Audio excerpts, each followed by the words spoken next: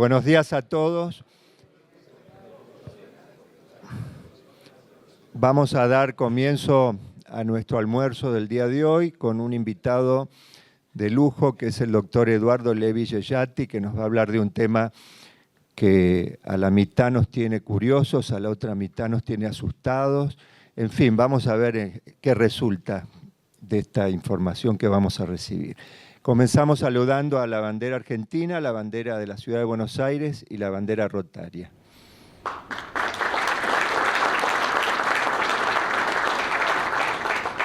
Podemos tomar asiento, gracias.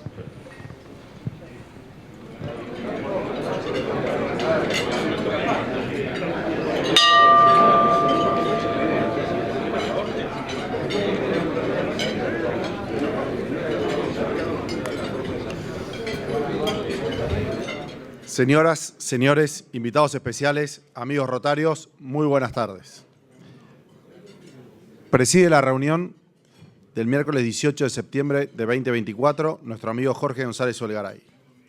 El orador de la fecha, el doctor Eduardo Levi Yeyati, disertará sobre qué cambio y qué no con la nueva inteligencia artificial. Asiste acompañado por la señora Ángeles Cortesi. El orador será presentado y entrevistado por la periodista Clara Mariño, quien también coordinará las preguntas que le formulen. Participan de la mesa cabecera el expresidente Ubaldo Aguirre y los socios José Ciaba Zarrate, Eduardo Conesa, Ricardo Aguirre, Eduardo Mur, Claudio Cesario, Juan Carlos Bexiu, Juan José Iribarren, Mariano de la Torre y Alberto Alemán. Participan de la reunión Alberto Vázquez, invitado por Eduardo Gallardo, el asistente del gobernador Carlos Curi y Gustavo Gripo, invitado por Carlos Bastanchuri y Juan Eduardo Fleming. En una mesa especial contamos con la presencia de los periodistas de los siguientes medios: La Nación, Perfil y El Cronista. Amigos, les recordamos que el próximo martes 24 de septiembre a las 18:30 en el Salón Le Valle del Círculo Militar se realizará el concierto Julio A. Roca a través de marchas militares con la participación de la banda militar Ituzaingó del Regimiento de Artillería I, Brigadier General Tomás Iriarte, dirigido por el mayor maestro de banda Pablo Roldán. La entrada es libre y gratuita. El próximo miércoles 25 de septiembre ocupará la tribuna el secretario de Educación de la República Argentina, Carlos Torrondel, quien disertará sobre nuevos paradigmas de políticas educativas. También, como es costumbre, nuestro Rotary Club de Buenos Aires celebra el Día de la Primavera. En una reunión con familiares, se agradece, informen a la Secretaría del Club, su participación. A todos ustedes, muchas gracias por acompañarnos y sean muy bienvenidos al Rotary Club de Buenos Aires.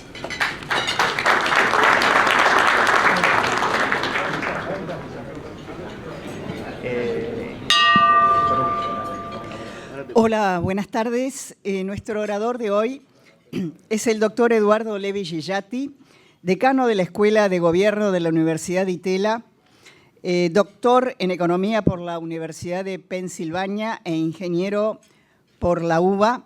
Fue jefe de Estrategia de Mercados Emergentes en Barclays y tiene además más de 30 años en experiencia en instituciones financieras, privadas y multilaterales.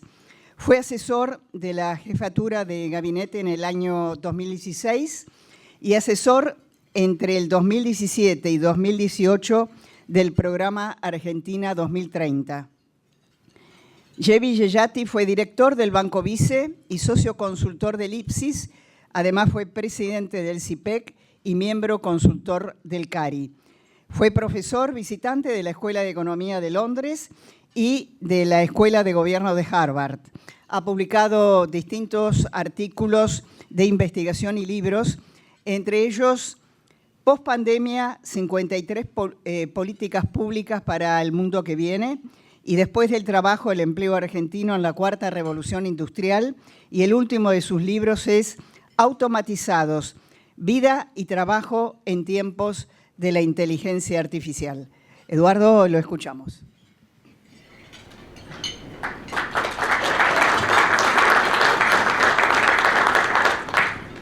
Bueno, muchas gracias por la invitación, gracias Clara por la introducción. Me dijeron que tenía 25 minutos para hablar de un tema que ameritaría varios días, así que voy a tratar de ser breve y voy a prescindir de la presentación que había traído, aunque por ahí paso algunas imágenes como para matizar. En mi exposición voy a tratar de seguir un poco el orden o la lógica de este libro que les estoy mostrando, que es el último libro que escribimos con Darío Hutzik, quien me reemplazó en el decanato. Yo el año pasado tuve de sabático y ahora el decano es él, quiero hacer esa aclaración. Y que está ordenado alrededor de 4 conjeturas o tesis y media. Las 4 conjeturas tienen mucho que ver con la manera en que cambió la forma de pensar la inteligencia artificial y la tecnología en general en relación a muchas cosas en los últimos 18 meses.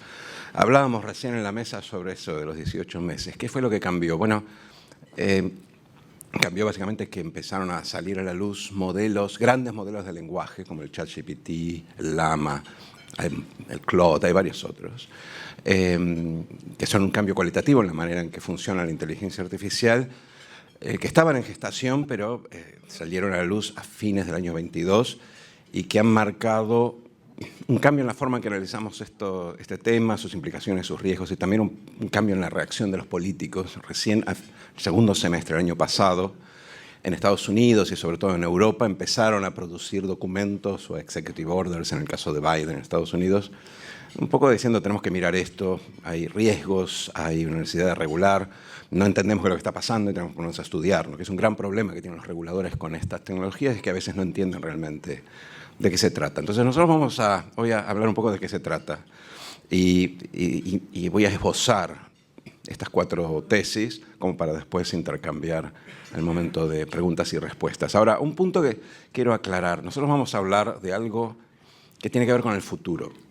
Tiene que ver con el cambio tecnológico y también tiene que ver con el cambio cultural, que es aún más difícil de pronosticar que el cambio tecnológico. Así que hablar del futuro es bien riesgoso y la muestra quizás más acabada de que esto es así es pensar cómo ha cambiado el debate en relación a la inteligencia artificial y el trabajo en los últimos 18 meses. Si uno leía el informe de expertos que organizaron una serie de institutos en Europa sobre este tema y que salió a la luz en marzo del año pasado, aún en marzo del 23 había muchos expertos que hipotetizaban que el impacto de la inteligencia artificial en países ricos iba a ser marginal porque iba a crear tantos empleos como los que destruía. Mientras que los países pobres estaban más expuestos porque la inteligencia artificial tendía a reemplazar ocupaciones de calificación media y baja, trabajos rutinarios, trabajos simples, trabajos codificables, simples en el sentido de que podíamos demarcarlos en una serie de instrucciones o rutinas y luego automatizarlos a través de un código.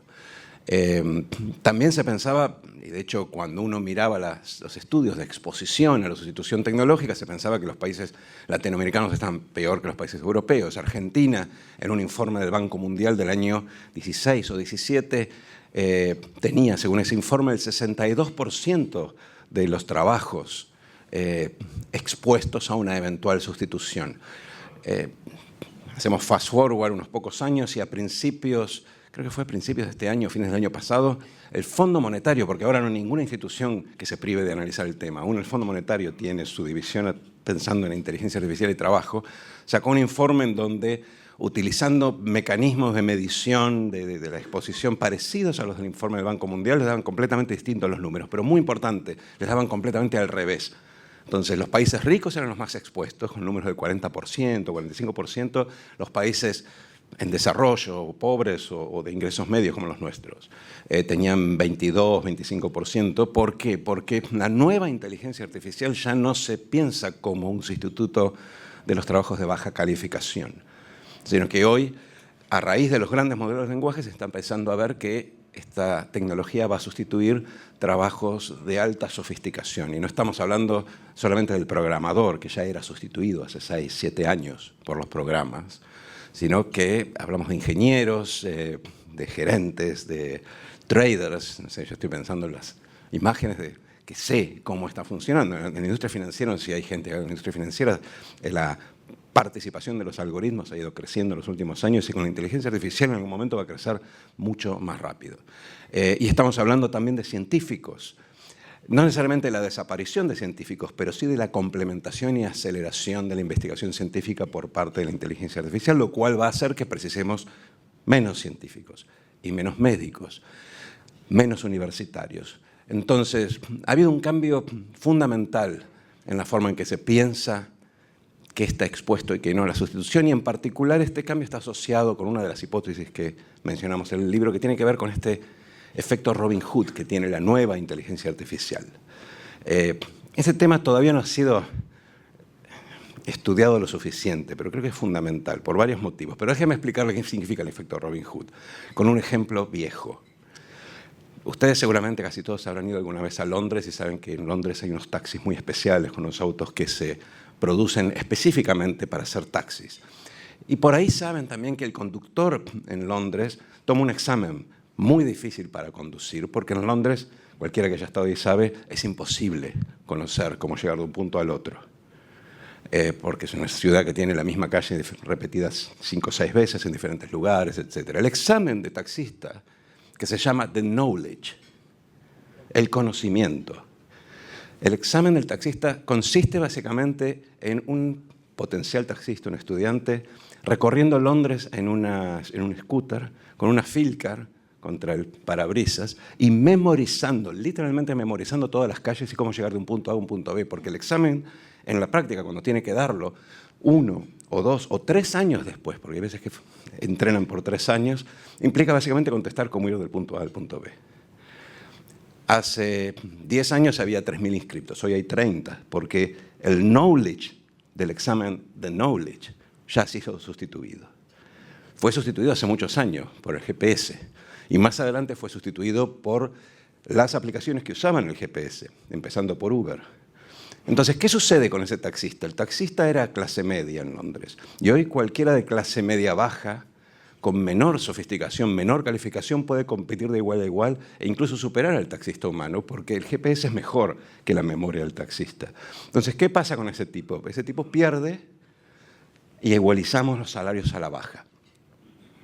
Porque ese tipo hoy no puede imponer su sofisticación y su conocimiento por encima del trabajador de baja calificación. Entonces, lo que antes se pensaba que iba a generar la inteligencia artificial, que es abrir la diferencia entre el que tiene baja calificación y el que tenía alta calificación, porque los del medio iban a ser sustituidos y iban a ir a competir con los de abajo, deprimiendo el salario. Esa prognosis de mayor dispersión, mayor prima de educación, ahora se invirtió. La prima de educación debería reducirse. Los que más capital humano tienen son los que más expuestos están. Los países ricos son los que más expuestos están. Lo que decían los expertos en marzo del 23, hoy hacemos la misma encuesta y sale exactamente al revés. Y eso es importante tenerlo en cuenta porque estamos hablando del futuro. Y ese futuro, o la prognosis de ese futuro, es decir, la tendencia de lo que vemos hoy hacia futuro, puede cambiar si hay algún cambio cualitativo adicional. Pero lo importante es que la visión de la inteligencia artificial ha cambiado mucho a raíz de estos grandes modelos de lenguaje. Lo otro que ha cambiado es esta idea de que va a haber tantos trabajos nuevos como trabajos se destruyen. Y eso tiene que ver, a mí me parecía obvio cuando había escrito el libro anterior, pero tiene que ver con el terminar de entender qué es lo que se sustituye. Cuando nosotros empezamos este proceso de sustitución y la máquina reemplazó primero el trabajo en el campo, después el trabajo artesanal, todos trabajos manuales, reemplazó el músculo, el físico del ser humano. Ese ser humano pasó gradualmente a trabajar en el sector servicios, en donde usaba su cabeza. Cuando las primeras inteligencias artificiales empezaron a sustituir el trabajo en el sector servicios, sustituían los trabajos rutinarios, en donde uno usaba cierta inteligencia práctica, pero de baja sofisticación. Ahora está reemplazando la inteligencia, el cerebro, en niveles de sofisticación creciente. Si yo creo nuevos empleos, para que esos empleos no sean sustituibles, tienen que estar demandando una cualidad que no sea sustituible. Si lo que voy a generar es empleos donde uso la inteligencia, por la misma razón que sustituyeron el anterior, van a sustituir el futuro. Entonces no hay manera de pensar hacia dónde va el ser humano si lo único que le ponemos delante es más años de cursada en la universidad. Entonces eso abre una pregunta fundamental para muchos de los que están acá, que sé que han pasado por la universidad y son educadores o entienden de educación, y es, ¿Para qué educamos si la inteligencia artificial reemplaza el conocimiento? ¿Qué tipo de conocimientos nosotros tenemos o qué tipo de habilidades o competencias tenemos que desarrollar para que el trabajador humano sea complementario, al menos por unos años? Posiblemente después tengamos que pensar qué hacemos si todos los trabajos se sustituyen, pero en los próximos años lo que hay que pensar es cómo complementar, cuál es el resquicio, la frontera del trabajo humano, cuando la inteligencia artificial empieza a reemplazar todas estas otras funcionalidades. No tanto crear nuevos empleos que son parecidos o que requieren las mismas competencias que los anteriores, porque esos van a ser reemplazados de la misma manera. Entonces, primer punto a destacar, así como están planteadas las cosas hoy, definitivamente va a haber menos trabajos. Trabajos en este sentido en particular. Va a haber menos demandas de horas remuneradas. ¿Cómo las repartimos? Es un problema que vamos a discutir ahora en 5 minutos, pero seguro va a haber menos demanda de horas. Si yo tengo un excelente traductor virtual, voy a seguir necesitando al traductor, básicamente porque el lenguaje se regenera y ese traductor virtual solo puede aprender de las traducciones humanas, pero voy a necesitar muchos menos traductores, muchas menos horas, ¿sí? Y eso creo que es inevitable. Y aparte, como decía antes, queda muy abierta la pregunta de qué tipo de competencia vamos a hacer con la máquina, porque competir con lo que la máquina puede hacer es una competencia para una carrera perdida. Hay un economista muy conocido que fue premio Nobel, Jean Tinbergen, que hablaba de la desigualdad como la carrera entre la educación y la tecnología. Entonces yo me educo, la tecnología me desplaza y yo me educo para volver a ocupar lugares casi en un escalón superior, para ser el dueño de la tecnología, el jefe de la tecnología. Esa carrera ya no se corre más. Entonces tenemos que pensar un poco qué rol tiene la educación para al menos ralentizar el proceso de desplazamiento y para darle tiempo a las sociedades a adaptarse a un futuro donde el trabajo va a ser mucho menos. Hay un segundo conjetura o tesis, una segunda conjetura o tesis en el libro que me parece que es importante destacar, que tiene que ver con los que en inglés se denominan doomers and boomers. Si uno mira a los pensadores que están pensando ese futuro de la inteligencia artificial de diferentes disciplinas, tenemos de un lado gente como Harari, que piensa que vamos a estar todos muertos desde el fin de la humanidad y del lenguaje y de todo lo que nos hace humanos, a mi juicio un poco exagerado. Y después del otro lado tenemos los tecno-optimistas que piensan que finalmente la tecnología lo que va a hacer es hacer todo por nosotros y vamos a ser infinitamente ricos, sin reparar en todos los conflictos que pueden aparecer en la transición, empezando fundamentalmente con el conflicto de la distribución. Yo soy economista, así que voy a citar, no puedo no citar, un trabajo muy conocido, muy breve, de Keynes del año 36, en donde él hipotetizaba qué era lo que iba a pasar tecnología mediante con la economía, en particular con la economía y el bienestar de sus nietos. Y ahí lo que decía era la productividad, estaba en el medio de la Gran Depresión, era un trabajo optimista en el medio de la Gran Depresión. Decía, la depresión es de alguna forma la fiebre de la destrucción creativa, pero esta productividad nos va a hacer mucho más productivos y a futuro vamos a tener que trabajar menos horas, porque para consumir lo mismo necesitamos estar ahí presentes menos horas por la tecnología. Y tiramos un número, decía, vamos a trabajar 15 horas por semana y el resto de la semana nos dedicaremos, y como Keynes era un esteta, pensaba, nos dedicaremos a escuchar cuartetos en el jardín y a tomar el té. Keynes era miembro del grupo de Bloomsbury, un grupo donde participaban Leonora Carrington o Virginia Woolf, por ejemplo. Y lo que decía Keynes tenía algo de sentido para describir lo que sería la utopía del ocio de los tecno-optimistas. Pero ¿qué es lo que le falta a esa utopía? ¿Qué es lo que separa los dos polos de ese futuro binario? ¿Qué es lo que separa a la utopía del ocio de una distopía en donde todo el dinero va a los dueños de la tecnología y eso genera una caída de la masa salarial, una caída de la demanda agregada, eventualmente una depresión económica por falta de demanda? Que dicho sea paso es lo que está en la cabeza de Elon Musk o de Sam Altman cuando financian o promueven el ingreso universal. Porque el ingreso universal en Estados Unidos no lo promueve la izquierda. De hecho, no sé si ustedes saben, pero Sam Altman, el CEO de OpenAI, la empresa que creó GPT, hace 10 años que está poniendo de su dinero fondeando experimentos de ingreso universal en Estados Unidos, experimentos pilotos. ¿Qué es lo que pasa en la cabeza de esta gente? Dicen, más allá de cuestiones morales, si yo tengo un aumento de la concentración en los dueños de la tecnología a expensas de los trabajadores desplazados, lo que voy a tener es una caída de demanda agregada y eso me genera una depresión que me golpea como empresario porque yo me quedo sin nadie a quien venderle los productos producidos por la tecnología. ¿Cuál es la diferencia entre estos dos escenarios binarios? Es cómo distribuimos los frutos de la tecnología, que es lo que Keynes en su proposición no termina de abordar. Él dice, vamos a ser todos más productivos, vamos a trabajar menos. No dice de qué vamos a vivir.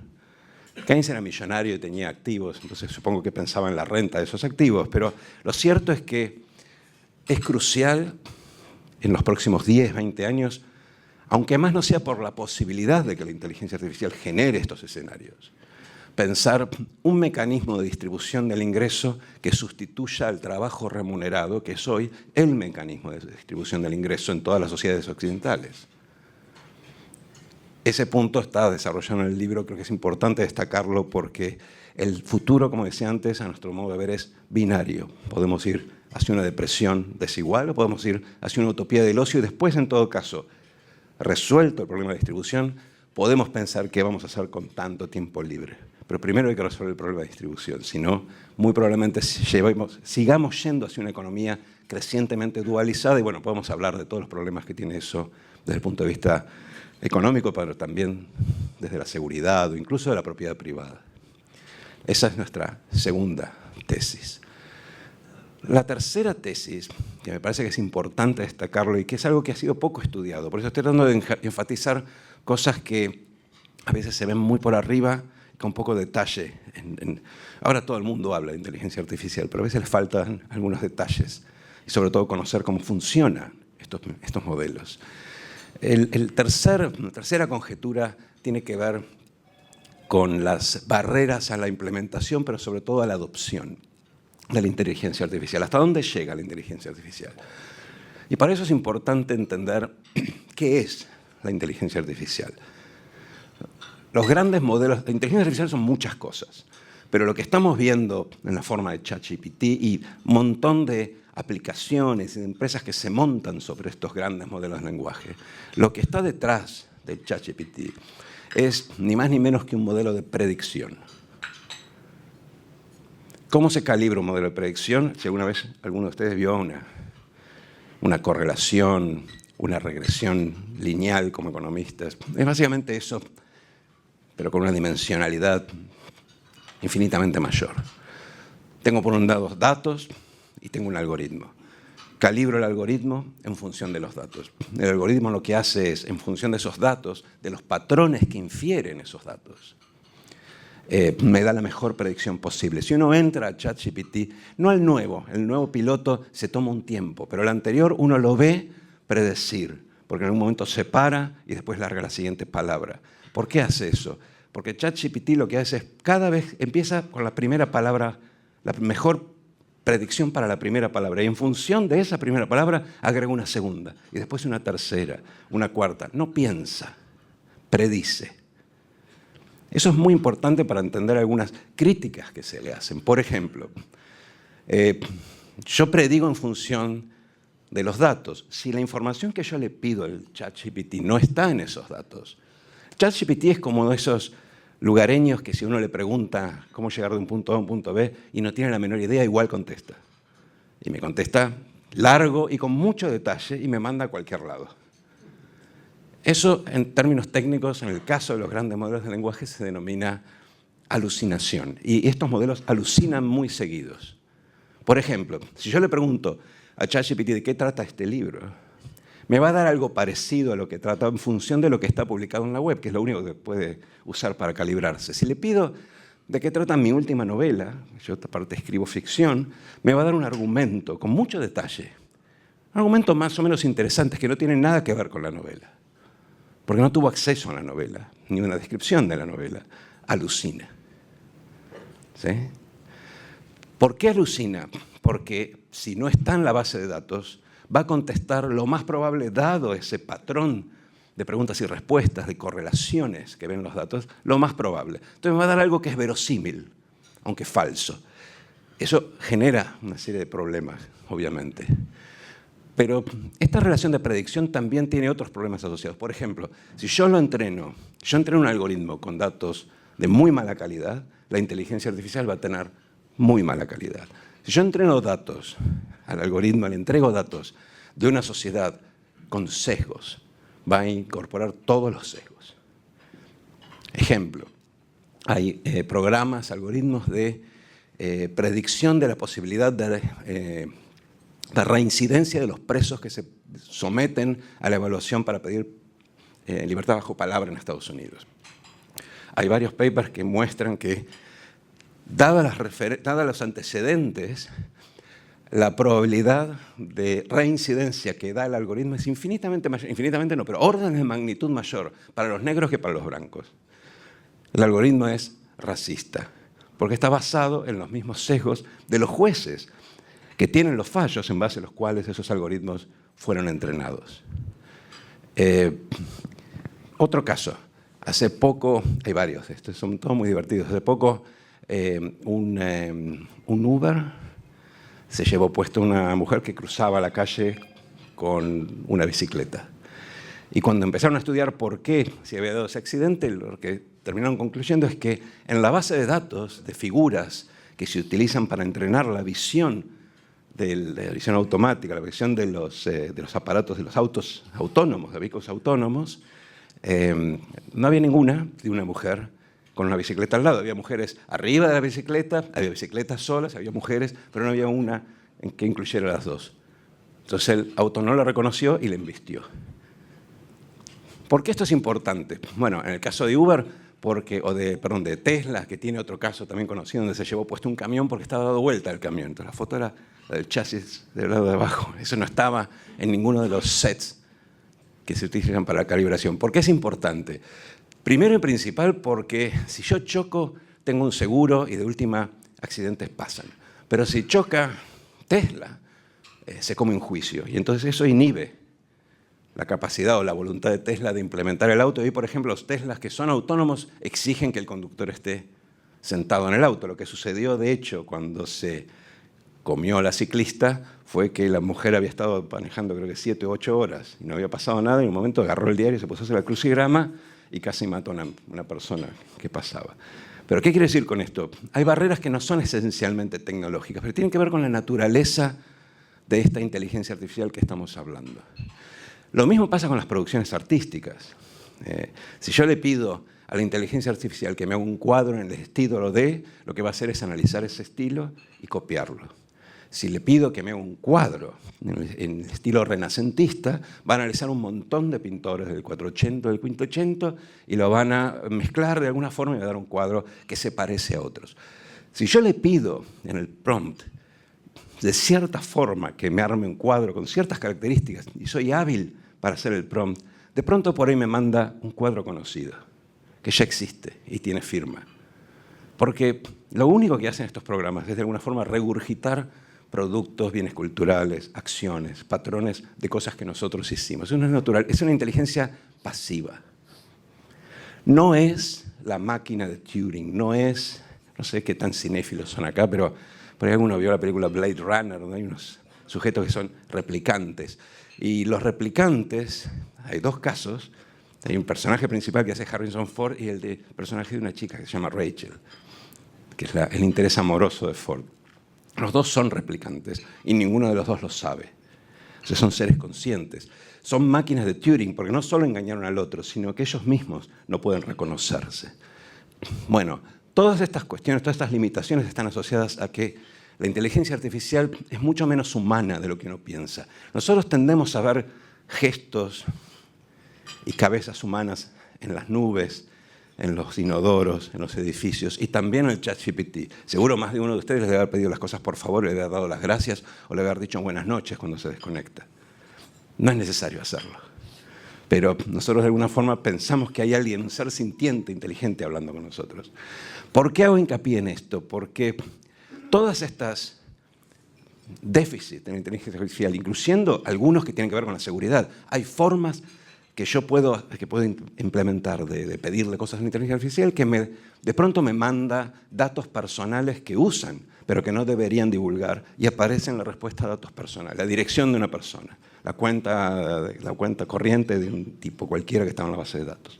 Entonces, hay riesgos que tienen que ver con las alucinaciones, hay riesgos que tienen que ver con la exposición de información privada, hay obviamente riesgos de desinformación también, que de alguna forma u otra van a demorar mucho la implementación porque ya sea por responsabilidad del productor, en el caso de Tesla, o por regulación, o por el temor de la gente de ponerse en manos de una inteligencia artificial que alucina de esta manera, la línea del tiempo del tecnólogo, el que dice, bueno, dentro de 10 años vamos a tener tal cosa y dentro de 20 tal otra, es muy distinta de la línea de tiempo de la adopción. Aunque yo tenga un auto autónomo, todavía no tenemos autos autónomos, no están permitidos.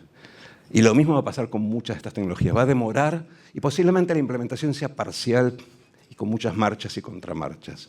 Un último punto les hago, porque yo la veo acá clara, que me está indicando que tengo que ir cerrando, pero que me parece que es esencial y yo estoy empujando mucho de manera conjetural.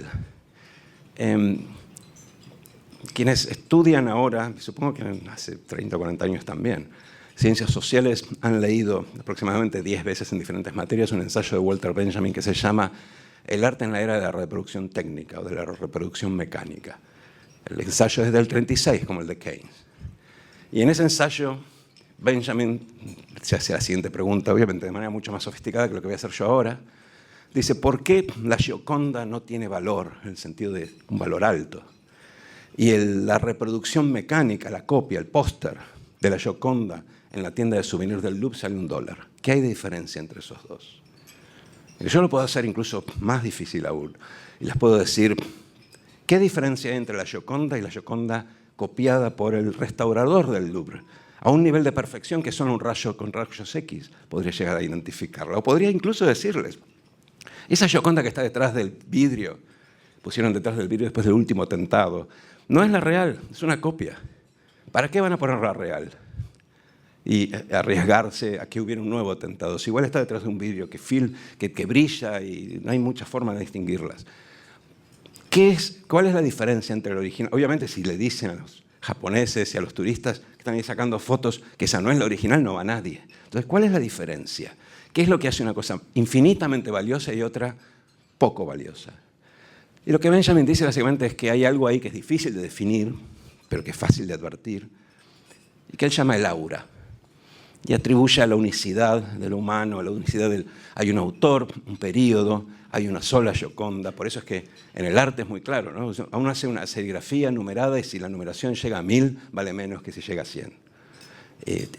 La unicidad es importante. Hay una serie de cuestiones que tienen que ver con algo que es esencialmente humano. ¿Por qué digo esto? Porque la copia de la Gioconda, la inteligencia artificial es la copia de la Gioconda. La inteligencia artificial copia, no crea. Por ahora, no crea. Y esto es importante cuando pensamos en el trabajo humano, porque hay un montón de actividades humanas que no van a ser, aun si pueden ser copiadas, no van a ser demandadas. El otro día Darín decía, el teatro es el refugio de los actores. Y yo me pregunto si nosotros vamos a ir a ver una película generada con inteligencia artificial en base a la semblanza de actores grabados previamente. Y mi respuesta suele ser no, pero como digo, es muy conjetural. Y lo mismo pienso cuando vamos a comer afuera, si vamos a ir a comer afuera a un lugar donde nos cocina un robot, o si vamos a querer escuchar música grabada, porque la inteligencia artificial lo va a grabar digitalmente, sin ningún músico en escena. Y así podemos seguir. Y cuando empezamos a agregar actividades, por ejemplo, no iría a ver un partido de fútbol entre cyborgs, de pronto nos damos cuenta que hay un montón de ocupaciones y otras que se nos vienen a la cabeza, los artesanos, por ejemplo, ocupaciones esencialmente humanas, las terapeutas, que necesitan un mínimo nivel de transferencia con el paciente, o los maestros, sobre todo de primera infancia y de primaria, que son inmunes más allá de que la inteligencia artificial pueda efectivamente copiarlos. O sea, una cosa es el avance tecnológico, otra es la implementación, y hay una tercera que es la adopción. Y la adopción posiblemente sea más lenta y posiblemente no sea completa.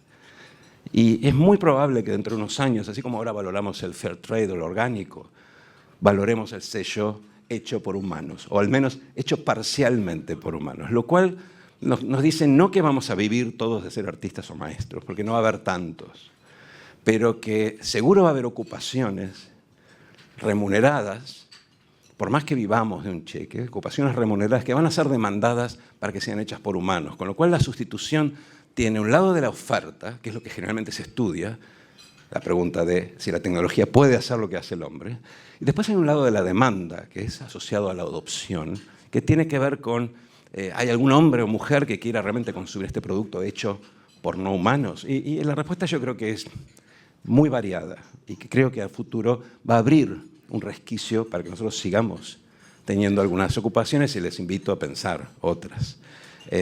La cuarta y última tesis, simplemente la voy a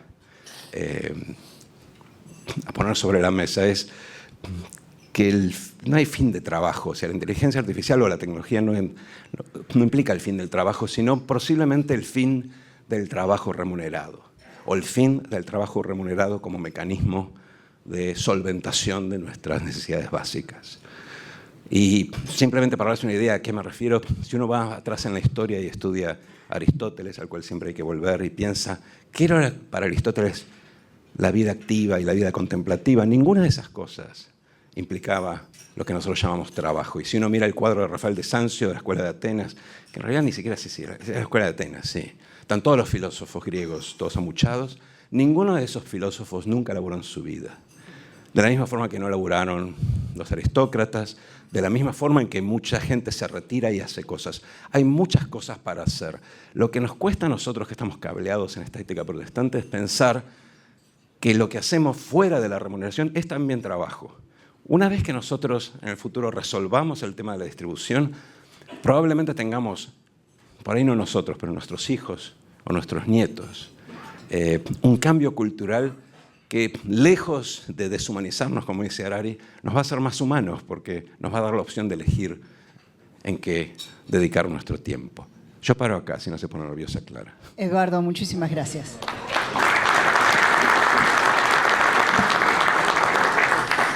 Bueno, primera pregunta. Dice, quisiera saber su opinión sobre el libro El mito de la inteligencia artificial de Erik Larson, en el que la tesis es que las máquinas no pueden pensar como los seres humanos.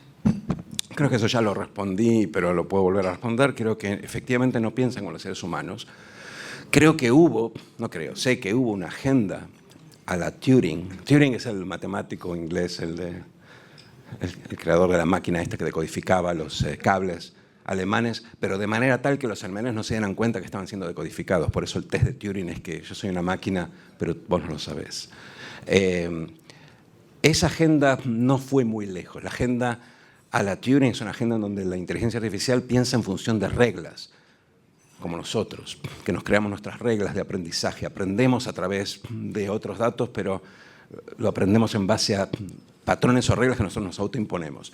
Lo que vemos ahora es un gran modelo de predicción, cada vez más sofisticado, pero no deja de ser un modelo de predicción. Entonces es un aprendizaje completamente ortogonal, independiente, distinto que el aprendizaje humano. Y por eso toda esta, a veces, paranoia, aunque ahora creo que es menor, de que la inteligencia artificial en algún momento será sintiente y podría ser a nosotros como nosotros fuimos al Neandertal. Esto es lo que decía Arthur Clarke, el escritor del 2001, decía despacio.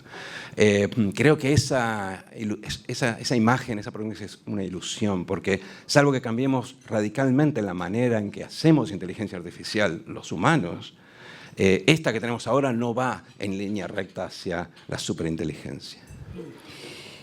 Dado que los sistemas de inteligencia artificial trabajan sobre información conocida y disponible, ¿no cree que en el futuro esto va a poner un techo al conocimiento humano? No sé si entiendo la pregunta. Pone sin duda un techo a la evolución de la inteligencia artificial, que es un tema interesante. Hoy esos datos son gratis, pero no deberían serlo. Ustedes, seguramente algunos de ustedes habrán escuchado que hay un juicio del New York Times contra OpenAI porque en sus bases de datos, en base a las cuales entrena el algoritmo, hay notas del New York Times que tienen copyright. Entonces New York Times le dice, me estás usando sin acreditación, me debes dinero. Y hay un juicio que creo que va a prosperar. Si nosotros todos empezáramos a limitar el uso de nuestros datos privados, cosa que realmente no hacemos, o a cobrarlos, bueno, posiblemente la oferta de información se ralentizaría de la velocidad a la cual estos modelos aumentan también. Pero no creo que la inteligencia artificial per se limite al humano, sino en todo caso lo contrario. Yo creo que muy probablemente acelere el conocimiento humano, porque más allá de la sustitución, que es lo que trastorna a muchos trabajadores y futurólogos pesimistas, lo que sí hace la inteligencia artificial es acelerar mucho ciertas investigaciones, sobre todo las científicas, las ciencias de la vida, pero también incluso la forma de pensar políticas públicas, un poco menos en las humanidades, diría. Entonces, creo que va a acelerar, ya venía acelerándose, sobre todo en algunos ámbitos, ciencias de la vida es un caso muy particular, pero creo que va a ayudar a dar un salto de calidad muy rápido. Creo que acelera la cura del cáncer, por decir algo, que acelera la cura de ciertas enfermedades, o que acelera las tecnologías que vamos a tener que usar para adaptarnos al cambio climático, es decir, cómo hacer para cultivar en el desierto, por ejemplo, porque se avecinan posiblemente sequías más frecuentes. Entonces, en ese sentido, es todo bueno, digamos, desde el punto de vista del conocimiento es bueno. El problema es que se queda a mitad de camino porque esto genera una sociedad dual que se oponga socialmente al avance de la tecnología, porque no está bien distribuidos sus frutos. Eduardo, usted ha trabajado mucho en el tema de las reformas laborales. La pregunta es, ¿cómo en la Argentina, trayéndolo a la Argentina, cómo cree que puede impactar hacia futuro la implementación de la inteligencia artificial cuando la Argentina está discutiendo modelos de trabajo de hace medio siglo aproximadamente o un poco más? No solo la Argentina, o sea, tanto en educación como en trabajo, nos cuesta a veces pensar la educación y pensar el trabajo, es un proceso muy inercial. Nosotros, por ejemplo, si pensamos en las reglas laborales, todas esas reglas están hechas para un mundo fordista, de fábrica. Cuando hablamos de demarcación laboral, son trabajos, es el método científico de Taylor de principios del siglo, son trabajos manuales en una fábrica, en una línea de producción donde uno mide los tiempos y trata de que, porque el menor tiempo es el tiempo de toda la línea, trata de agilizar donde se lentifica. Cuando uno piensa en jornada laboral, son trabajos sincrónicos, por eso hay una jornada laboral. Cuando uno piensa en lugar de trabajo, puesto de trabajo, se supone que hay interacción continua, por eso tenemos que estar todos en el mismo lugar. La pandemia desvirtuó un poco o choqueó esa concepción, porque yo me acuerdo, no hace mucho de estar en una conferencia, me preguntaban sobre la reducción de la jornada y la localización, y yo les decía, la jornada laboral ya es un abstracto, y la localización, los trabajadores están pidiendo no ir a la empresa. Entonces, tenemos una visión en no sé a qué atribuirse, pero una visión de las reglas laborales que hereda mucho de lo que era muy valioso en la época del Fordismo, hasta digamos mediados de los 50, hasta los 60, pero que se aplica menos a los servicios, por eso que hay menos sindicalización en los servicios, y se aplica aún menos al trabajo con muchos patrones o las nuevas modalidades de trabajo más remotas, más flexibles, y ni hablar si la inteligencia artificial empieza a ser utilizada de una manera más radical, porque no nos olvidemos que hoy las empresas la usan casi como un adorno. Pero cuando realmente querramos usar esta inteligencia artificial, cuando sepamos cuál es la forma final, vamos a tener que hacer al revés. No ver cómo la inteligencia artificial ayuda a la empresa, sino cómo armar todo el layout, todo el proceso de la organización de la empresa alrededor de la inteligencia artificial, que fue lo que se hizo en los años 20, 15, 20, con la corriente alterna y el nuevo layout de fábrica. Puede tardar 10, 15 años eso. Entonces, todavía no estamos ahí, ¿sí? Yo creo que eso va a cambiar radicalmente en los próximos 10, 15 años. Y nos va a golpear de dos frentes. Nosotros todavía estamos resolviendo asignaturas pendientes del pasado, ¿sí? Tenemos, sin ir más lejos, un porcentaje decreciente de trabajos buenos en la fuerza laboral privada. Dejamos el lado público que sigue otras lógicas, pero el 30% de los trabajadores privados tienen empleos en relación de dependencia registrados. Hace unos años era 33, dentro de unos años va a ser 27. Entonces tenemos una asignatura pendiente, que es la creciente precarización, la creciente descalificación de los trabajadores. El trabajador que no tiene un buen trabajo tampoco se califica en el trabajo. Tenemos mucha gente afuera, mucha gente que aunque hubiera trabajos no tiene las cualidades, las competencias para tomarlos. No todos conocimos el caso de Toyota, pero hay muchos más. Y tenemos que resolver eso. Y por el otro lado, enfrente tenemos un tsunami que viene, que si no resolvemos esto y muchas cuestiones institucionales, por ejemplo, el acceso digital o el tipo de educación e información, nos va a agarrar como una aldea de chozas en vez de una aldea de edificios, porque vamos a estar en un sistema muy precarizado, con trabajadores muy poco versátiles, sin mecanismos de reentrenamiento, sin leyes laborales adaptadas a las nuevas normas, sin nada de preparación. Y eso es interesante. Yo puedo estar menos expuesto a la sustitución, pero si no estoy preparado para el cambio, me va a pegar más que en los países que están más expuestos. Entonces, cuando uno piensa en la reforma laboral, tiene que pensar cómo resolver las cuestiones del pasado con un norte en el futuro, ¿sí? No queremos tener más torneros en Argentina, eso no va a suceder. Tampoco va a suceder que vamos a meter el 70% que tenemos fuera del empleo en relación de dependencia como empleados en blanco. Tampoco va a suceder gracias que podamos crear suficientes empleos buenos para los nuevos ingresantes. Entonces tenemos que pensar qué hacemos con el otro 70%. La mayoría de las reformas argentinas laborales se enfocan en ese 30%. Prenden una vela que van a crear nuevos empleos bajando costos laborales, cosa que generalmente no sucede, y nadie habla del otro 70%. Entonces, no solo es urgente, sino que es súper complicada, porque tenemos que atender el pasado y el futuro a la vez. Eduardo, usted ya lo ha mencionado, el caso Harari, ¿no? Que tiene una visión sombría sobre la inteligencia artificial. Y yo estaba leyendo que en su último libro, Nexus, no sé si se publicó en la Argentina ya, él plantea que es un desafío también y una amenaza para el sistema democrático, porque él señala que la inteligencia artificial va a terminar siendo dominada por las corporaciones y esto va a afectar al sistema democrático tal cual lo entendemos hoy. ¿Cuál es su posición? Yo ya dije antes, si uno quiere vender libros, lo mejor que puede hacer es un boomer o un doomer. O sea, pero si uno está en el medio, tiene que explicar más, igual la gente al final te dice, pero entonces ¿qué pensás? ¿Que es bueno o es malo? O sea, es difícil explicar la complejidad del problema. Lo que dice Harari tiene algunas cosas de razón y otras no tanto, y otras que se vienen discutiendo hace 10 años. Por ejemplo, la inteligencia artificial complejiza aún más el problema de desinformación. Se hace mucho más fácil crear fake news, se hace más fácil crear cámaras de eco donde la gente repite mala información entre sí, se reconfirman dentro del mismo círculo. También hace mucho más fácil hackear cosas. Nosotros vamos a poner en manos nuestros datos, nuestras cuentas, nuestra vida personal, en manos de una nube que es, no sé fácilmente, pero siempre potencialmente hackeable. Y cuanto más pongamos, más expuestos vamos a estar. Y muchos de los peligros de la democracia vienen por hackeos de países que no son tan democráticos. Pensemos en el caso de Rusia en Estados Unidos. Ahora se está discutiendo precisamente un caso parecido.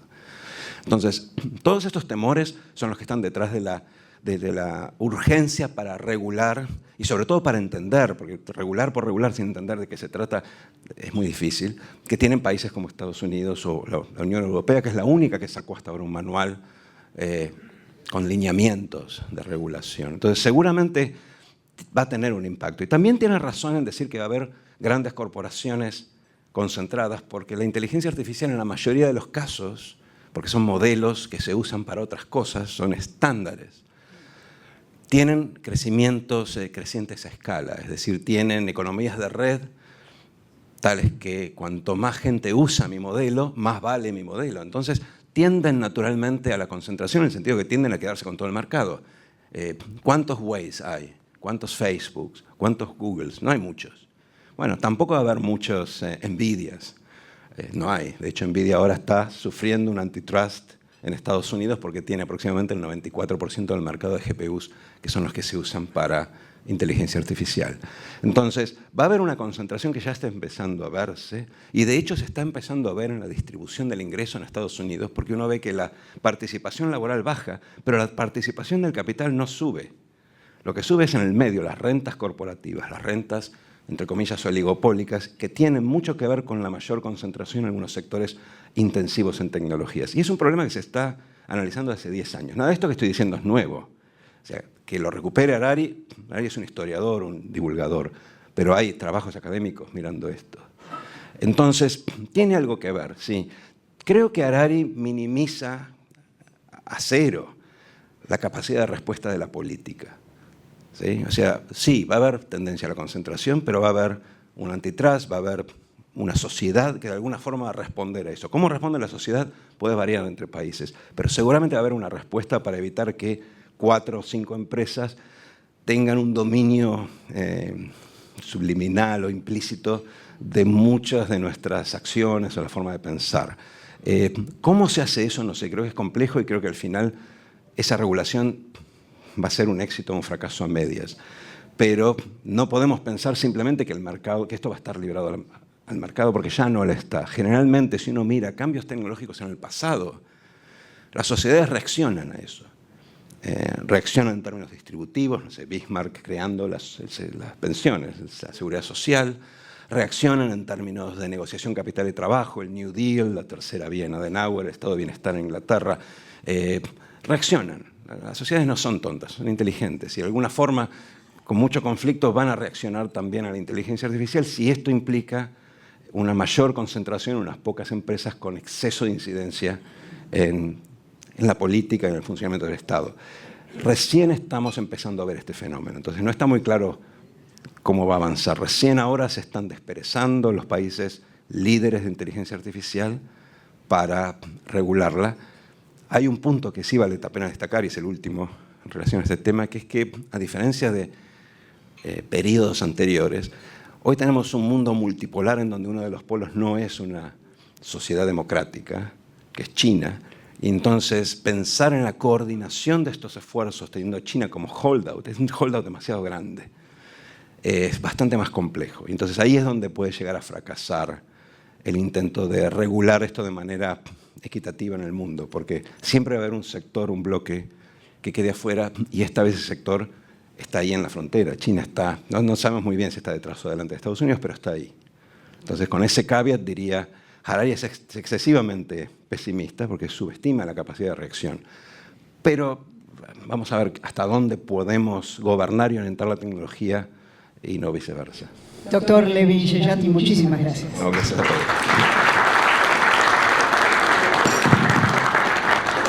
Felicitaciones, muchas gracias.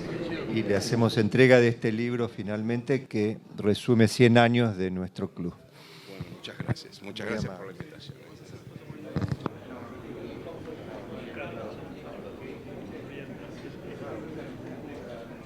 Cuarto libro.